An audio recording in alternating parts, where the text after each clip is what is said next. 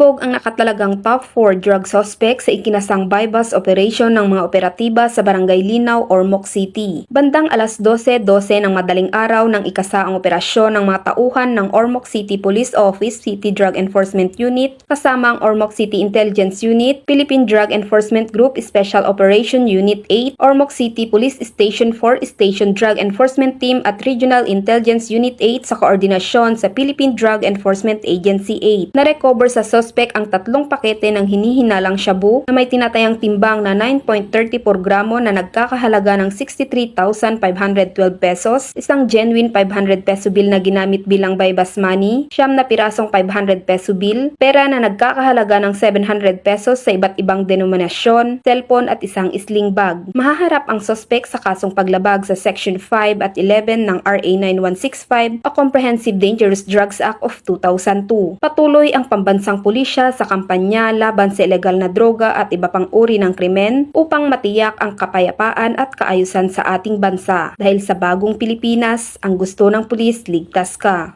Mula dito sa Eastern Visayas, ako ang inyong PNN correspondent, Patrolwoman Maria Elena Singian, alagad ng batas, tagataguyod ng Balitang Pulis.